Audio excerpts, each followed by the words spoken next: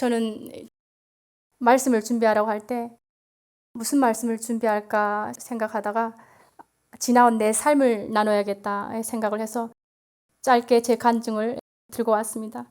그래서 은혜를 충만하게 받았지만은 말씀을 모르고 살 때와 지금은 은혜도 있고 말씀도 있는 지금이 하나님께서 나를 어떻게 인도하고 계시는지, 내 내면에는 어떤 것들이 가득 채워져 가고 있는지를 좀 나누려고 해요. 저는 북한에서 왔습니다. 두만강을 건너서 왔어요. 저는 하나님을 중국에서 만났습니다. 한국에서 오신 선교사님으로부터 이제 하나님의 그 복음을, 예수님의 복음을 전해드렸는데 이럽니다. 태초에 하나님이 천지를 창조하시니라. 아멘. 근데 저는 이 말씀이요, 듣는 순간에 그대로 믿어지는 은혜를 받았습니다. 그냥 온전히 아무 의심 없이 다 믿어지는 거예요. 이건 저에게 기적입니다. 왜 기적이냐면요, 저는 북한에서 주체사상을 맹신하던 사람이었습니다. 위대한 수령이고 태양이고 위대한 사람이 영원히 죽지 않은 신이라고 주입식으로 교육을 받고 자랐거든요. 그런데 제가 이 복음을 한순간에 그냥 아무런 의심 없이 받아들였다는 것이 기적이에요. 주체사상의 핵심이 뭔 줄 아십니까? 내 운명의 주인은 내 자신이며 내 운명을 개척하는 힘도 내 자신에게 있다는 겁니다. 내가 주인이라는 거예요. 그런데 저는 북한에서 살 때 내가 마음대로 원하는 곳에 갈 수 있는 이동의 자유도 없었고요. 내가 원하는 직업을 선택할 수 있는 그런 자유도 없었고, 내 마음의 진실을 어느 누구한테 진실하게 터놓을 수 있는 이런 자유는 없었어요. 내가 주인이 아니었죠. 저는 그냥 맹신하면서 내가 누구인지도 모른 채 살았었습니다. 북한에서는 그 간장, 된장, 기름, 쌀, 옥수수 모든 것들이 당의 배려로 공급됐었어요. 90년대 초, 80년대 말, 90년대 초까지는 당에서 공급받았습니다. 제가 전체적인 북한 상황을 헤아릴 수는 없지만 제가 사는 동네에서는 그랬어요. 그러다가 94년 이전부터 제 기억으로는 한 91년쯤 될 겁니다. 그때부터 모든 배급이 점진적으로 끊기기 시작했어요. 이 상황 역시 제가 전체적인 북한을 헤아릴 수는 없습니다. 다 다를 수 있겠지만 제가 사는 곳에서는 94년 이전부터 어려웠습니다. 그래서 그때부터 조금씩 모든 공급이 중단됐었어요. 그러다가 이제 94년 김일성 주석이 이제 서거했다고 여기 온 세계에 뉴스가 났었겠죠. 그 사람이 돌아간 다음부터 미공급이 시작됐습니다. 고난의 행군도 그때부터 시작됐었죠. 그래서 이제 탈북을 하는 사람들이 생기기 시작했어요. 죽는 사람들이 생기기 시작했습니다. 그래서 저 같은 경우는 이제 나라에서 주는 것만 받아먹던 사람 아닙니까? 수동적으로 시키는 일만 하고 주는 배급에만 의지하면서 살던 사람이 이 모든 배급이 딱 끊기니까 뭘 해야 될지 모르겠고 또 할 수 있는 것도 없었어요. 그래서 앉아서 굶어 죽게 생긴 판이에요. 지금 저는. 전쟁 같은 고난의 행군이 시작됐습니다. 제가 왜 전쟁이라고 말씀드리냐면요, 총소리 한 방 울리지 않았는데 사람들이 죽어나갔어요. 굶어 죽었고요. 누구 쫓는 사람이 없습니다. 쫓는 사람이 없는데 가족들이, 형제들이 다 뿔뿔이 흩어졌어요. 그리고 그 산에 있는 나무들은 다 껍질이 벗겨져 있었어요. 그래서 피조물들이 신음하고 있었고요. 벌겋게 민둥산이 돼버렸습니다. 누가 대포를 쐈나요? 대포를 날린 것도 아닌데 다 민둥산으로 돼버렸고, 그 나무 껍질을 왜 벗겼는지 아십니까? 그거를 벗겨서 이제 죽을 쏘아 먹고 나무 껍질로 이제 연명을 한 겁니다. 전쟁 같았어요, 정말. 저는 우리 옆집에 살던 아이가 굶어 죽는 걸 봤어요. 마지막 모습을 봤죠. 아이의 마지막 모습을 봤는데 그 아이의 마지막 모습이 한 손에는 빈 그릇을 들고요, 한 손에는 어른들이 사용하는 숟가락입니다. 큰 숟가락을 들고 이렇게 나오지도 않은 울음을 엉엉 울고 있더라고요. 그리고 팔다리는 가는데 빨래를 비틀어 놓은 것처럼 이 팔다리가 다 비틀어져 있어요. 다 비틀어져 있고. 그런데 그 마지막 울음을 우는 아이의 모습에 저는 무덤덤했습니다. 나하고는 아무런 상관이 없는 일인 것처럼 무덤덤했어요. 그래서 대한민국에 와서 제가 그때 일을 자꾸 생각나면 물어봅니다. 내 자신 스스로에게. 그때 나는 왜 그 아이의 슬픔에, 마지막 울음을 우는 그 아이의 고통에 함께 울어줄 마음도 없었고, 그 아이를 그래 따뜻하게, 마지막 숨을 몰아쉬는 아이를 한번 따뜻하게 안아줄 수 있는 마음은 나한테 왜 없었을까? 계속 반문했었습니다. 근데 저는 그때 살아있지만 죽어 있었던 거예요. 완전히 죽어 있었죠. 저는 우아하게 자유를 찾아서 온 거 아닙니다. 왜냐하면 저는 북한에 있을 때 내 나라 제일로 좋아. 그리고 지상 최대인 낙원에서 산다고 저는 믿으면서 살았었어요. 우리 북한은 세계에서 제일 잘 사는 나라.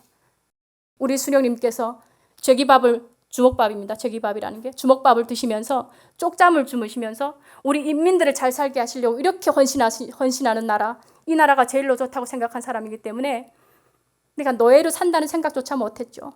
묶여 산다는 생각을 하지 못하다 보니까 뭐 자유를 추구할 만한 지성도 없었습니다. 참 자유를 여기서 누린다고 생각하고 살았으니까요. 그런데 왜 탈북을 했느냐? 저는 배고파서 탈북을 했습니다. 너무 허기져서 두만강을 건넜죠. 그래서 그때 당시 북한에서 이제 허다한 소문들이 있었습니다. 중국으로 도망가면 창자가 다 갈리고 그리고 장기들이 다 적출돼서 팔릴 수도 있다. 네 피가 다 뽑혀서 팔릴 수도 있다. 이런 소문도 돌았었어요. 그렇지만 저는 이렇게 죽으나 저렇게 죽으나 죽는 건 마찬가지니까 각오를 하고 건넜죠. 죽으면 죽으리다 하고 두만강을 건넜습니다. 그래서 중국에 와서 새끼를 잘 먹으면서 살았어요. 워낙 풍요로운 나라 아닙니까, 중국? 새끼를 잘 먹으면서 살았는데 새끼를 잘 먹으면 잘 먹을수록 내 마음에는 채워지지 않았고 늘 불안이 있었고 허무가 있었고 쓸쓸함이 있었고 늘 눈물이 있었어요. 중국 공안들을 보면 그냥 내 심장이 그냥 내려앉습니다. 덜커덕 내려앉고 그 중국 공안 차들이 지나가는 그 사이렌 소리만 들어도 내 머리카락이 막 곤두서요. 언제 붙잡혀 갈지 모르는 그런 신세 아닙니까? 그러니까 살 얼음판을 걷는 그런 인생이었죠. 그래서 늘 제 가방에는 그때 면도칼날 가지고 다녔었고 수면제, 그다음에 독약 이런 것들 가지고 다녔었어요. 왜냐하면 그냥 붙잡히는 순간에는 동맥을 그어서 죽는다. 붙잡히는 순간에는 약을 먹어서 죽는다. 이런 각오로 살았었죠.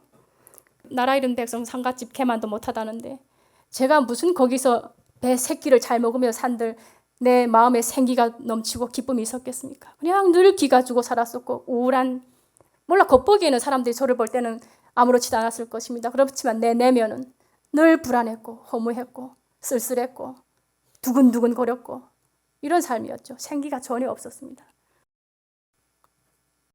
그렇게 맹신하면서 북한을 주체사상을 맹신하면서 살던 제가 이 복음이 한순간에 믿어졌다는 것이 정말 놀라운 기적이죠.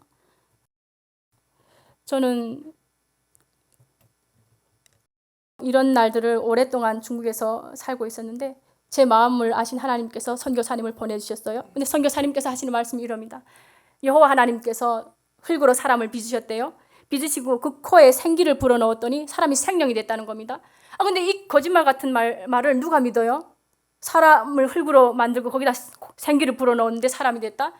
그런데 저는요, 온전히 다 믿어지는 기적이 또 저에게 임했어요. 그냥 믿어지더라고요, 그게.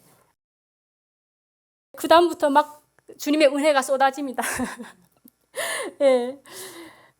그래서 주님께서 내 죄 때문에 십자가에서 못 박히시고 채찍에 맞아서 갈비뼈가 다 보이고 살점이 다 뜯기고 십자가에서 물과 피를 다 쏟으시고 내 죄 때문에 죽었대요. 내가 저 십자가에 달려야 되는데. 그런데 이분이 또 부활하셨답니다. 아니 이 복음이 저를 얼마나 울게 하는지요. 그래서 십자가만 보면 그냥 눈물이 펑펑 흐르고요. 가다가도 울고 집에서도 울고 그냥 그 은혜가 쏟아져서 저기에 내가 달렸어야 되는데 주님이 달렸구나. 나는 그래서 살았구나. 얼마나 감사한지요. 그래서 늘 울면서 은혜 충만했었습니다. 그 은혜가 오래 갔을지 안 갔을지는 이제 뒤에 가서 말씀드릴게요. 그래서 그때 선교사님께서 이랬습니다.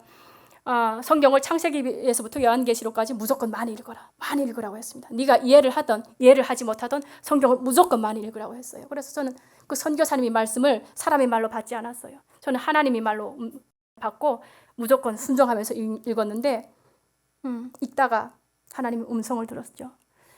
그래서 그렇게 바위처럼 무겁던 내 마음이 그냥 깃털처럼 가벼워집니다. 가볍고 기쁨이 차오르고요. 우울하던 내 마음에 평안이 찾아오고요.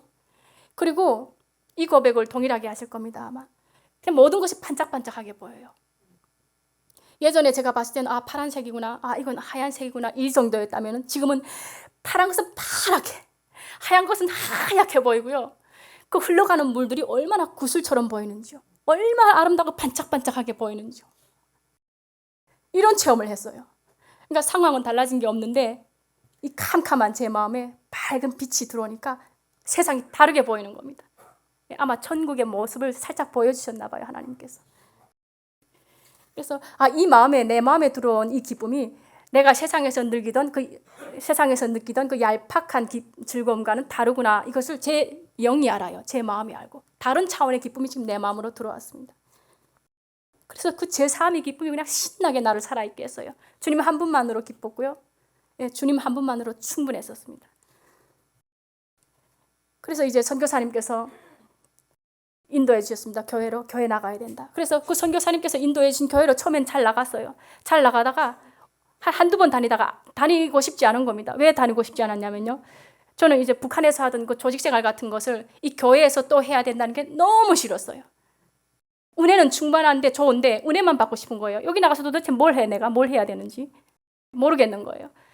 지금은 압니다. 지금은 그 사람들이 어떻게든 말씀이 자리로 인도해서 어떻게든 주님과 더 가까이 가는 길로 인도하려고 무던히 애를 쓰시고 헌신이죠. 근데 그때는 너무너무 싫은 겁니다. 그래서 나가지 않았어요. 그래서 교회를 나가지 않으니까 그다음부터 어두운 영의 밥이 되는 거예요. 어두운 영들이 나를 그냥 가지고 놀아요. 그러니까 은혜 충만했다가 성경도 읽지 않았고요. 말씀도 보지 않았고요. 그리고 예수 그리스도를 믿는 공동체와는 전혀 떨어져서 혼자서 지금 그 은혜 충만한 속에서 살다 보니까 어느 순간 마귀의 밥이 되는 겁니다. 그러니까 어느 정도로 마귀의 밥이 됐었냐면요. 예수님을 믿기 전보다 예수님의 그 은혜를 체험한 후가 더 처참했어요, 저는. 더 처참했습니다. 그래서 계속 돈 가지고 유혹하는 겁니다. 돈을 가지고. 돈을 사랑하다 보면 사람이 분별력을 잃어요. 분별력을 잃고 멸망으로 그냥 막 빠져들어가게 되더라고요. 처음에 한두 번 오는 유혹은 제가 끊어낼 수 있었겠지만 지속적으로 오는 그 유혹을 제가 어떻게 끊어냅니까? 넘어졌죠. 더러운 오물들을 여기 잔뜩 묻히고 살았었습니다. 저는 이제 북한에서 살 때 참 착하게 생겼다, 곱다 이런 말을 많이 들었어요. 근데 중국에 와서도 또 사람들이 그렇게 얘기하는 겁니다. 착하게 생겼다, 곱게 생겼다. 그래 저는 그 말이 너무 싫었어요. 왜냐하면 제 마음에 어떤 오물들이 출렁이고 있는지, 내가 어떤 죄를 짓고 살았는지 이 사람들은 모르지만은 나는 알잖아요. 나는 알고 하나님은 다 보고 계시잖아요. 근데 이 사람들이 나보고 맨날 착하다는 얘기만 하니까 내가 얼마나 괴롭던지요. 너무너무 괴로워서 그래? 그러면 착하게 보인다고? 그러면 내가 착하게 보이지 않으면 되겠네? 해서 그 다음부터 나를 파괴하기 시작했어요. 변신을 하기 시작했습니다. 머리를 짧게 자르고 그리고 노랑 브릿지를 하고 그리고 민소매 그리고 미니스커트 다른 분들 입으면 정말 아름답습니다. 그렇지만 저에게는 전혀 어울리지 않은 스타일이거든요. 제가 워낙 선호하지도 않는 스타일인데 그걸 막 입었어요. 미니스커트, 막 민소매 입고 심지어 담배도 피웠습니다. 막대 먹은 사람처럼 보이고 싶어서. 그래야 이제 나한테 착하다는 말 하지 않을 거 아닙니까? 그렇게 제가 내가 아닌 다른 옷을 걸치고 살았습니다. 그러니까 내가 얼마나 괴롭겠습니까? 나는 이런 사람이 아닌데, 내가 원하는 삶은 이거 아닌데, 내가 입고 싶은 옷은 이게 아닌데, 내가 하고 싶은 행동은 이런 행동이 아니었는데, 내가 어쩌다가 이 지경까지 오게 됐는가? 나는 어쩌다가 이런 죄들을 잔뜩 지고 이런 모양으로 살고 있는가? 그래서 예전에 내가 그립다 막 이런 생각을 자주 했었어요. 그러다가 너무 괴로워서 죽는 길밖에 없더라고요. 이 고통을 끊어내는 일은 죽자. 그래서 시장에 가서 쥐약을 10봉지를 샀습니다. 깔끔하게 한 방에 가자. 그래서 쥐약을 다 10봉지를 뜯었어요. 뜯어서 이렇게 모았더니 이렇게 한 무더기가 되더라고요. 10봉지가. 그걸 이제 과자처럼 먹었어요. 과자처럼 꾸역꾸역 먹고 물 마시고. 그래서 지금 언제 죽나 기다리고 있는데 감감무소식인 거예요. 언제 죽지? 왜 반응이 아무것도 안 오지? 기다렸는데 한참 있더니 이 양쪽 귀가요. 이렇게 불어납니다. 제 느낌에는 내 머리통만하게 불어났어요. 이 양쪽 귀가. 근데 실제로도 불어났습니다. 이렇게 커졌어요. 그리고 만져보니까 감각도 없어요. 그리고 양쪽 귀가 막 후끈후끈 막 고춧가루를 뿌려놓은 것처럼 막 후끈후끈 하더니 딱 여기까지인 거예요. 그러니까 이 약독은 분명 귀에 있는데 이 속은 멀쩡하고 딱 여기까지인 겁니다. 그래서 제가 생각했습니다. 야, 이 짝퉁이 많다더니 이 짝퉁이네. 이거 짝퉁이구나. 그래서 야, 내가 실패했죠, 죽음에. 그래서 언젠가는 내가 이거 성공하고 말 것이다. 태어나는 날 내가 정하지 못했지만 죽는 날은 내 손에 있어. 내가 언제든지 마음만 먹으면 죽을 수 있어. 이렇게 생각했었죠. 그래 그때 철저히 실패했었습니다. 그런데 때가 되매 제가 대한민국으로 빨간 십자가가 반짝이는 나라서 왔습니다. 대한민국으로. 그래서 상갓집 개만도 못하던 저에게 대한민국 국적이 생겼어요. 신분이 주어졌어요. 그래서 제가 한국에 와서 딱 정확히 1년 후에 중국으로 다시 갔습니다. 다시 갈 때 그 여권을 탁 들고 비행기 티켓을 당당하게 끊고 공항에 가서 연길 공항에 딱 내릴 때 얼마나 당당하고 설레고 기쁘던지요. 예전에는 꿈도 못 꿨던 일 아닙니까? 그래서 내가 선택할 수 있는 자유, 선택하지 않을 수 있는 자유, 이 자유로운 대한민국에서 제가 살게 됐죠. 그래서 처음에는 모든 것이 감사했습니다. 집에 들어오니까요, 오른쪽으로 틀면 찬물이 나옵니다. 왼쪽으로 틀면 뜨거운 물이 나오고요. 24시간 전기가 대기하고 있어요. 정전을 모르는 나라. 그리고 내가 샤워하고 싶을 때는 언제든지 샤워할 수 있는 나라. 모든 것이 감사했어요. 감사했었죠. 그래서 일단 대한민국에 왔지만 돈부터 벌어야 되기 때문에 취직을 했습니다. 취직을 해서 예수님과의 관계는 냉랭해졌어요. 몰라요. 내 주인이 아니에요. 내 주인 나예요 지금. 그래서 열심히 최선을 다해서 온 마음 다해서 그냥 내 방식대로 일을 했죠. 그래서 잘 먹고 잘 살았어요. 잘 먹고 잘 살고 주변에 좀 필요한 사람들에게 좀 나눠도 주고 이럴 정도로 여유까지 있으면서 잘 살았습니다. 그랬는데 한 10년을 살았나요? 대한민국에서 한 10여 년을 살다 보니까 그때부터 우울증이 찾아오더라고요. 내 영혼이 지금 병들었어요. 육체적으로는 멀쩡한데 그래서 깊은 우울증으로 살았었습니다. 왜 우울증이 왔냐 지금 생각해 보니까요. 저는 새끼를 배불리 먹는 것이 소원이었습니다. 북한을 탈출할 때. 근데 그 소원을 지금 넘치도록 이뤘어요. 저는. 북한에 있을 때 어떤 얘기가 하셨냐면요. 이 밥에 돼지고기국을 먹으면서 비단 옷에 기와집을 쓰고 사는 것이 꿈이었습니다. 우리 북한 사람들이 꿈입니다. 그것을 전 대한민국에 와서 넘치도록 정확하게 다 이뤘어요. 그랬더니 그다음부터 영적으로 이제 허무해지는 겁니다. 내가 이것을 위해서 왔는데 다 이루고 나니까 내 쪽으로 공허한 건 어디 가서 채워지는 건가? 그러니까 중국에서 살 때의 삶, 쫓겨다니면서 신분이 없어 살 때의 삶과 북한에서 나무 껍질을 먹으면서 살던 때와 지금은 얼마나 많은 것들을 누리고 있습니까? 그렇지만 내 마음이 공허하고 우울하고 불안하고 이건 어디 가서 채워지냐 말입니다. 그래서 우울증이 찾아왔어요. 그래서 앞으로 이보다 더 나은 삶을 산다고 해도 내 이 내면의 우울과 불안과 미래에 대한 불확실함 이런 것은 사라지지 않겠구나. 제가 이걸 발견한 겁니다. 내 지나온 삶을 보고 확신을 했죠. 이건 없어지지 않겠구나. 북한에서보다 중국에서보다 이렇게 풍족한 삶을 누리고 있지만 내 마음은 여전히 허전하고 불안하다. 앞으로 더 많은 것을 누리며 살더라도 이 허물은 없어지지 않겠구나. 제가 이걸 깨닫고 그러면 이 허물을 극복할 수 있는 힘? 이걸 한번 찾아보자. 이걸 해결하지 않고서는 내가 한 발짝도 움직이지 않으리라 결심했었죠. 근데 이 마음을 들고 영적 지도자를 찾아간다든지 그렇지 않으면 뭐 교회에 나간다든지 아니면 하나님 앞에 무릎 꿇고 기도한다든지 이런 생각을 전혀 못했어요. 오직 내 생각에만 갇혀서 이걸 어디 가서 해결할 것인가. 앉아서 뭐 해결할 것인가 생각하면 해결되나요? 그러고 있었어요. 내 생각에 꽉 막혀 있었죠. 그러면 이제 우울증이 오면 이제 어떻게 됩니까? 잠이 안 오잖아요. 그리고 예전의 일들을 자꾸 생각하게 되는 겁니다. 예전에 하나님을 만났을 때 그리고 하나님께서 생생하게 들려주셨던 음성 그리고 그러면서 또 예전에 지었던 죄들이 자꾸 생각나요. 이런 죄 지었었지. 저런 죄 지어서 저 사람을 아프게 했었지. 이런 죄 지었었지. 그래 하나님만 알고 나만 알고 있는 이 죄들이 너무너무 많은 거예요. 그래서 거울 봐도 내 얼굴이 밉고 거울 봐도 그 죄들이 생각나고 죄가 계속 생각납니다. 그래서 너무 미워가지고요. 또 넥타이로 목을 졸랐어요. 그러다가 또 기절했습니다. 너무너무 죄에 묶여 살았었고 이것을 어디에 나가서 해결받을지도 몰랐었습니다. 그러면서 또 질문들이 막 생기기 시작하는데 어떤 질문들이 생기냐 이럽니다. 도대체 무신론자들의 말처럼 먼지로 흩어진다면 내가 이렇게 이 고단한 삶을 이어가야 할 이유가 있을까? 지금 내가 주님을 만났을 때 그 천국 소망으로 울고불고 하던 사람 맞습니까? 없어졌어요. 그리고 무신론자들이 말을 따라가요. 그래 먼지처럼 흩어질 수도 있겠다. 그렇다면 내가 지금 누려볼 것을 다 누려보고 가져볼 것을 다 가져봤는데, 저는 제 나름대로는 다 누려봤습니다. 세상에 있을 때 죄도 다 지어봤고요. 누려볼 것도 다 누려봤고요. 외국 여행도 제 나름대로는 여기저기 많이 가봤어요. 그래, 이제 다 누려봤는데 앞으로 이제 먼지처럼 흩어진다면, 아니 내가 이 삶을 더 이어갈 이유가 있는 것인가? 여기서 끝내버리자. 이 고통스러운 삶 살아봤자 그건데. 그 생각을 했었죠. 그러면서 또 막 다른 생각이 드는데, 북한 사람들은 왜 저렇게 비참하게 살아야 되지? 왜 굶어 죽어가면서 저놈이 훼손되게 살아야 되지? 아프리카는 왜 저 모양인가? 뭐 또 이런 생각들이 막 들어오는 겁니다. 그리고 또 무슨 생각이 들었냐면, 도대체 내가 그때 하나님 음성을 들었는데 그게 진짜 맞나? 하나님 음성이 맞았나? 헷갈리기 시작합니다. 헛것을 들은 거 아닌가? 그리고 하나님께서는 천국과 지옥을 만들어 놓으셨다는데, 하나님은 분명히 모든 사람들 천국으로 인도하실 거야. 내 마음대로 이렇게 디자인하고 있었습니다. 왜냐? 사랑의 하나님이 어떻게 지옥을 만들어 놓으시냐? 저는 그렇게 생각했었죠.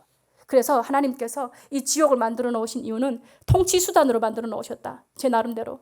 왜냐하면 이제 천국으로 다 인도해야 되겠는데, 이 사람이 하나님 말을 듣지 않으니까 너희들이 내 말을 안 들으면 지옥을 갈 것이다. 그러니까 내 말을 잘 들으려면 잘 따라와야 돼. 이 지옥에 가지 않으려면. 이렇게 통치수단으로 만들어 놓으셨다가 언젠가는 결국은 모든 사람들 다 천국으로 인도하실 거야. 지옥 가는 사람 한 명도 없을 거야. 사랑의 하나님 어떻게 지옥을 만들어 놓으시느냐? 저는 이렇게 내 마음대로 생각하고 있었어요. 그리고 기독교는 가난한 사람들 다스리기 위한 장치일 거야. 왜냐하면 부자들이 많습니까? 가난한 사람들이 많습니까? 가난한 사람들이 더 많잖아요. 그러면 이 가난한 사람들이 삶에 허덕이다가 끝내는 이 삶이 더 나아질 거라는 소망이 없을 때 자살을 선택하지 않겠습니까? 그러면 부자들이 일하겠습니까?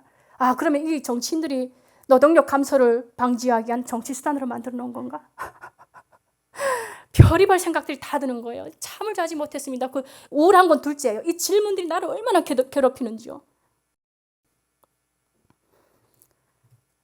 그래서 그때 제 메모들을 보면 하나님 죽여주시옵소서 이거였어요. 그러니까 주님과의 관계는 냉랭하지만은, 기도도 하지 않고 말씀도 보지 않았지만은 내 메모에는 다 주님은 있었어요. 주님, 내 죄가 너무 무겁습니다. 하나님 죽여주시옵소서. 하나님, 내가 너무 힘듭니다. 이 죄가 너무너무 괴롭습니다. 죽여주시옵소서. 이러고 또 맑은 날에는 이럽니다. 하나님, 날씨 참 아름답습니다. 근데 저는 죽고 싶네요. 죽여주시옵소서. 살려달라는 얘기는 왜 못했는지 모르겠습니다. 그냥 죽여주시옵소서. 그래서 기독교인이라면 기본적으로 해야 되는 것들 있지 않습니까? 말씀을 보고 기도를 하고 하나님께 내 마음을 다 쏟아놓고 영적 지도자들을 찾아가고. 전혀 이런 생각 못했어요. 제가 어둠이 영에 꽉 사로잡혀 있었습니다. 매일매일 죽음이 여기 찾아왔어요. 나보고 죽으래요 자꾸. 너 같은 건 살아도, 너 같은 죄인은 죽어야 된대요. 근데 그 절망이 때 하나님께서 믿음의 사람들을 보내주셨어요. 예, 믿음의 사람들을 다시 보내주셨습니다. 그래서 저는 안팎으로 똥을 잔뜩 묻히고 하나님 앞에 돌아온 탕자예요. 근데 하나님께서 첫사랑보다 더 뜨겁게 저를 만나주셨어요. 따뜻하게 안아주시고요. 인격적인 대화를 여러 번 나눠주시고요. 하나님 그때 왜 이런 말씀을 하셨습니까? 하면 그래서 그랬다. 하나님 또 그때는 왜 이렇게 하셨습니까? 하면 그래서 그랬다. 인격적인 대화를 막 나눠주시는 겁니다. 그래서 내 마음에는 안팎으로 똥이 잔뜩 묻혀서 왔는데, 하나님께서는요 그 똥을 더럽단 말씀 한마디도 안 하시고요, 내 똥이 많은 그 마음속으로 훅 들어오셨어요. 전혀 싫단 말 한마디 안 하시고 그냥 훅 들어오셔서 따뜻하게 안아주시고 다시 나를 생생하게 살리시는 겁니다. 그러니까 내 몸이 알아요. 내 몸이 막 살아나는 겁니다. 내 몸이 또 예전처럼 막 살아나는 걸 내 영이 느껴요. 저는 100만 달란트 탕감받은 자입니다. 간음한 자요, 살인한 자요, 남의 것을 빼앗은 자요, 이웃을 정죄한 자요. 근데 이 모든 죄를 주님께서 아무것도 묻지 않으시고요, 그냥 기다렸다고 돌아온 저를 안아주시는 겁니다. 얼마나 감사한지요. 십자가의 사랑을 의지할 뿐입니다. 저는 누구를 정죄할 자격도 없고요, 누구를 판단할 자격도 없고요, 그냥 십자가의 사랑을 의지하면서 지금 살고 있어요. 제가 중국에서 죽지 않은 것은 하나님께서 허락하지 않으신 겁니다. 그건 분명히 이제 약독은 퍼져 있었습니다. 약독이 퍼져 있었는데 하나님께서 막으신 거예요. 거기까지만 딱. 왜 막으셨는 줄 아십니까? 살라고. 죽지 말고 살라고. 돌이켜서 살라고. 딱 막아주신 거죠. 이제는 압니다. 왜 천국과 지옥이 있어야 되는지를요.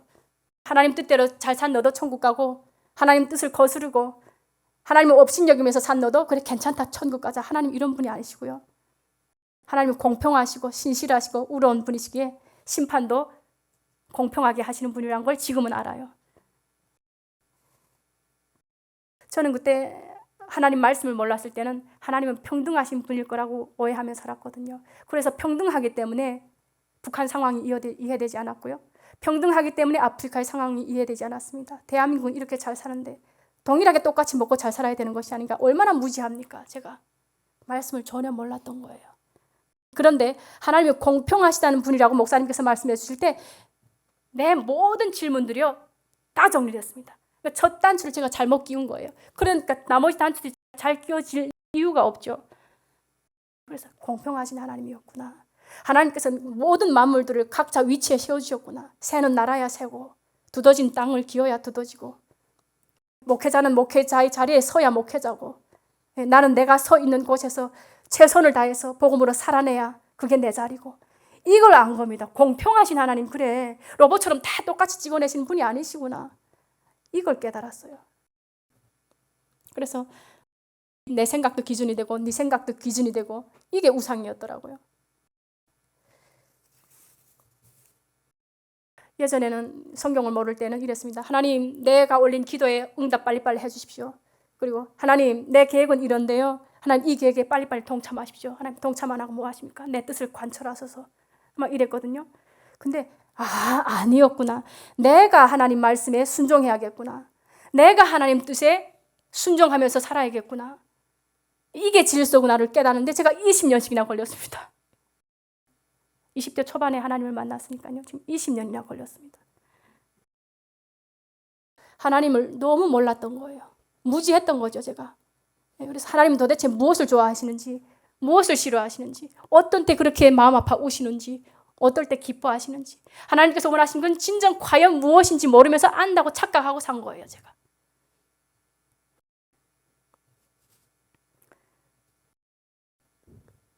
허접한 내 생각에다가 아름답고 크신 하나님을 가둬놓고 살았었습니다. 근데 이제는 예수 그리스도 안에 거합니다. 살아있어요, 제가. 이제는 기쁨도 진짜, 예전엔 다 가짜였다고 생각해요. 저한테 해당되는 겁니다. 예전에는 기쁨도 가짜, 슬픔도 가짜, 모든 것이 가짜였어요. 허접했어요. 근데 지금은 예수 그리스도 안에 거하는 지금은 기쁨도 진짜요, 슬픔도 진짜요, 아픔도 진짜, 고통도 진짜, 진짜를 주십니다. 진짜를 맛보게 하십니다. 제가 말씀을 몰라서 방황했던 거예요. 예수 그리스도를 믿고 따르는 공동체, 하나님의 말씀이 바르게 선포되는 공동체로 제가 나아오지 않았기 때문에 제 신앙이 딱 거기까지인 거예요. 자라가지 않았습니다. 그러니까 이 은혜가 식어지니까요. 이 은혜가 평생 갑니까? 아니거든요. 한때입니다. 한때 부어진 은혜인데 그 은혜가 딱 사그라드니까 그냥 바닷물결이 한번 왔다가 그 모래를 다 휩쓸고 간 것처럼 다 무너져 버렸어요. 은혜는 온데간데 없어요. 내가 지금 하나님을 믿은 사람 맞나? 의심할 정도예요. 오히려 예수님을 믿지 않은 사람들이 더 우아하게 잘 삽니다. 도덕적, 윤리적으로 타락하지 않고. 저는 완전히 모든 것이 무너진 삶을 살았었습니다. 그래서 목사님께서 이제 수년을 걸쳐서 1907 성경 공부를 통해서 구약 창세기에서부터 말라기까지 쭉 하나님 말씀을 풀어주셨지 않습니까?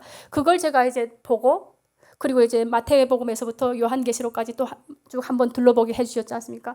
그걸 보고 나니까 하나님 마음이 이거였구나. 제가 그걸 보게 됐어요. 하나님께서는 이걸 원하셨구나. 하나님께서는 마음으로 나오는 걸 원하셨구나. 그리고 하나님께서는 죄에서 돌이켜서 사는 걸 기뻐하시는구나. 이걸 제가 본 거죠. 모든 것이 하나님 앞에 마음으로 드려지길 원하시는 하나님. 찬양도 마음이 담겨 있어야 되고 드리는 물질도 마음이 담겨 있어야 되고 헌신도 마음이 담겨 있어야 되고 모든 예배도 마음이 담겨져 있어야 되구나. 그걸 원하시는구나. 하나님께서는 마음으로 나오라. 있는 모습 그대로 나오되 슬픈 사람 슬픈 대로, 외로운 사람 외로운 대로, 괴로운 사람 괴로운 대로 나오되 마음으로 나오라. 하나님 이걸 원하시는구나. 그리고 하나님께서 가장 애통하시는 것은 하나님을 떠나서 사는 것을 애통해 하시는구나. 넘어져도 하나님 앞에 가서 엎드려서 넘어지고 콧물 눈물 흘리더라도 주님 앞에 나가서 엎드리고 눈물 흘리고 하나님을 떠나 사는 것을 하나님 너무너무 마음 아파하시는구나. 그걸 제가 깨달은 겁니다. 하나님께서 세상을 이처럼 사랑하사 독생자 예수 그리스도를 주신 것은 멸망치 않고 영생을 얻게 하려 하심이라. 이 말씀 있지 않습니까? 저는 이처럼의 이 세 글자가 무슨 얘기인지 몰랐거든요. 구약을 몰랐으니까요. 그런데 이제는 창세기에서부터 말라기까지 둘러보다 보니까 이처럼의 뜻이 이렇게 숭고하고 장엄하고 아름답고 존귀했다는 것을 제가 깨달았죠. 알게 됐죠. 이게 이렇게 아름다웠구나. 여기에 하나님의 눈물이 있었고 고통이 있었고 아픔이 있었고 슬픔이 있었고 오래 참으심이 있었고 이처럼이 이런 뜻이었단 말인가 내가 깨달았습니다. 얼마나 감사한지요. 그래서 죄가 없고 흠이 없으신 예수님께서 왜 그 요단강에 그 모든 죄인들이 다 이제 세례를 받고 더러운 죄를 다 씻어낸 그 요단강으로 흠도 없고 죄도 없으신 예수님은 왜 들어가셔야 됐는지, 그 모습을 보면서 세례 요한은 왜 하나님의 세상 죄를 지고 가는 하나님의 어린 양이로다고 말할 수밖에 없었는지를 알고 나니까 너무 벅차고 감사해서 그냥 눈물만 계속 흐르는 겁니다. 제가 이제 하나님 앞에 회개하기 시작하면서부터 남편 영혼 구원을 위해서 기도했었습니다. 하나님, 저 죄인 구원해 주십시오. 하나님, 저 죄인 불쌍합니다. 왜냐하면 우리 남편은 십계명에 적혀진 모든 것을 비켜가지 않고 온전히 다 범하면서 살았거든요. 그래서 하나님, 저 죄인 좀 구원해 주십시오. 하나님, 지금 지옥 같은 삶을 살고 있습니다. 육신의 병 들었고 고된 노동으로 인해서 힘듭니다. 진짜 지옥 같은 삶을 살고 있습니다. 그리고 그때 당시 남편과 제 사이도 좋지 않았습니다. 그러니까 밖에 나가면 고된 노동으로 힘들고 집에 돌아오면 마누라하고 사이가 너무너무 힘들고 안팎으로 지옥인 겁니다. 근데 저 사람이 이제 예수님을 모르고 지옥에 간다면 너무너무 불쌍합니다. 하나님, 저 죄인 구원해 주십시오. 하나님, 영생을 주시기로 작정된 자이기를 원합니다. 불쌍히 여겨주십시오. 주님 도와주십시오. 막 이렇게 기도를 했는데 한 1년 6개월을 하나님 앞에 가서 울었습니다. 그랬더니 하나님께서 때가 되매 영혼을 구원해 주셨습니다. 구원해 주셨는데 이제는 살아도 주님의 것이요 죽어도 주님의 것이요 두 손 높이 들고 찬양을 해요. 하나님 앞에. 그리고 성경을 이독했습니다. 여러분, 남편이 이독을 했는데 구약 성경을 일독하고 신약을 이독을 했어요. 그리고 저한테 이런 고백을 했습니다. 이런 고백. 여보, 하나님이시다. 내가 이 말씀을 읽어보니까 이건 사람이 입에서 나올 수 없는 말인 걸 알겠다. 이건 하나님이 쓰신 거다. 그래서 우리는 그냥 눈만 마주보면 울었습니다. 눈만 마주보면 아무 말도 안 했어요. 너무 감사해서. 이게 아무한테나 부어지는 은혜입니까? 뭐 홍해가 갈라진 기적을 봤습니까? 뭐 만나가 내려지는 기적을 봤습니까? 말씀을 읽더니 하나님이시라고 고백하는 이 놀라운 은혜, 얼마나 감사한지. 지금은 가장 좋은 것으로 주십니다. 제가 말씀을 몰라서 무지했던 거예요. 백성이 지식이 없어 망한다고 하신 말씀이 딱 저를 보고 한 얘기였어요. 내 생각에다 아름다우신 하나님 디자인해놓고 하나님은 이런 분이실 거다 딱 가둬놓고 말씀을 알더라도 뿌리가 없으면 뽑히겠죠. 바람이 불면 흔들흔들 하다가 뽑히겠죠. 뽑혔다가 뽑힐 듯 말 듯 간신히 붙어 있겠죠. 그러다 태풍이 오면 어떻게 합니까? 홀라당 뽑혀가지고 뿌리가 싹 다 말라서 아궁이에 불에 던져지겠죠. 그래서 말씀을 알아야 되겠구나. 창세기에서부터 요한계시록까지 온전히 알아야 되겠구나. 바르게 알아야 되겠구나. 이게 우선이구나를 제가 깨달아서 지금 말씀에 뿌리 받고자 합니다. 얼마나 감사한 일인지요. 그래서 저는 주님께서 주시는 이 진짜를 누리는 지금이 정말 금덩이보다 귀합니다. 아멘. 네. 이 크신 하나님을 이 티끌인 제가 어찌 다 알 수 있겠습니까마는 하나님께서는 인간이라면 마땅히 알고 지켜야 할 것들을 성경에 다 말씀해 주셨어요. 이거면 충분합니다. 저는. 그래서 시집가고 장가가는 일에 분주하죠. 요즘은 분주하고 사랑이 식어가고 자기만을 사랑하고 내 생각이 옳다고 소견에 살아가는 지금에 우리 가정에 부으신 하나님의 은혜가 놀랍고 큽니다. 그래서 이제는 내게 능력 주시는 자 안에서 내가 모든 것을 할 수 있느니라, 이 말씀이지 않습니까? 저는 예전에는 어떻게 생각했냐면 이 말씀을 내가 할 수 없는 일을 내가 뚝딱 해내는 게 능력인 줄 알았습니다. 그리고 내가 돈 버는 능력이 없습니다. 부자들처럼. 근데 어느 순간 내가 부자들처럼 뚝딱 돈 버는 능력이 생기면 이게 능력인 줄 알았습니다. 그런데 내가 가진 상황에서 자족하며 사는 삶, 내가 지금 처해 있는 삶에서 만족하며 사는 삶이 능력이라는 것을 한 2년 전에 제가 깨달았어요. 어느 전도사님으로부터 제가 그걸 깨닫게 해주셨는데 지금 그 자족하는 능력이 우리 가정에 임했습니다. 아멘. 예. 그리고 제가 언제 감사함으로 하나님 앞에 드릴 수 있는 마음이 있었겠습니까? 근데 이제는 하나님 앞에 드리는 게 정말 감사하고 드릴 수 있어서 감사하고 내 안에 없던 마음이 기쁨이 차오르니까 이것이 또 감사하고 모든 것이 감사합니다. 저는 내 한줌 그 위를 채워보겠다고 어머니를 떠났고 동생을 떠났고 눈물로 살아왔지 않습니까? 그래서 배불리 먹는 삶이었지만은 여전히 내 마음속에 불안과 아픔과 고통과 쓸쓸함과 풍족하게 누리면서도 미래에 대한 불안으로 살던 저에게 이제는 가장 좋은 것으로 참 평안, 참 기쁨, 전국 소망 이런 것들을 주십니다. 얼마나 감사한지 모릅니다. 이젠 주님 안에서 배부릅니다. 그리고 마음 부릅니다.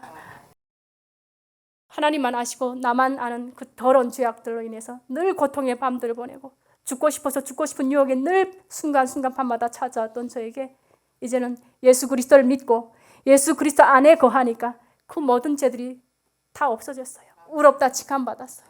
이 놀라운 은혜를 제가 지금 누리면서 삽니다. 아멘. 나의 나된 것은 다 하나님 은혜입니다. 저는 주님 보시기에 정직한 삶을 살기를 원합니다. 어제의 믿음으로 오늘 살지 못하고 어제의 겸손으로 오늘 살지 못한다 그러시면서 늘 날마다 순간순간 하나님 앞에 믿음이 있어야 되고 순간순간 하나님 앞에 하나님 보시기에 겸손한 삶을 살아야 된다고 영적 지도자들이 늘 얘기를 해줍니다. 그 말씀을 마음에 늘 새기고 오늘 하나님 앞에 바로 살아야겠다. 오늘 하나님께서 보시는 삶을 내가 살아야겠다. 늘 이런 마음이 큽니다. 목사님께서 말씀하시기를 매일 주님과 동행하는 최고의 보통 사람이 되라 이런 말씀을 해주셨거든요. 그래서 매일매일 삶 속에서 복음으로 살아내는 그 은혜가 저에게 늘 충만하게 함께 하시길 그래서 내 육신이 눈 감는 그날에 하나님 앞에 구별된 열매를 들어지는 나이기를 간절히 소망합니다. 이 모든 일을 이루신 하나님께 감사와 찬양과 경배를 올립니다. 아멘. 기도 잠깐 짧게 하겠습니다. 하나님 아버지 입술이 부족한 자입니다. 하나님 말할 줄도 모르는 자를 귀한 자리에 씌워주셔서 하나님께서 저에게 부어주신 은혜를 증거하게 하심에 감사합니다.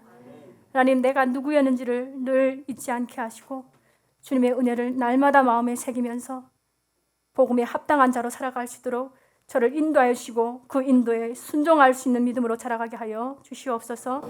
예수 그리스도 이름으로 감사하며 기도 올립니다. 아멘.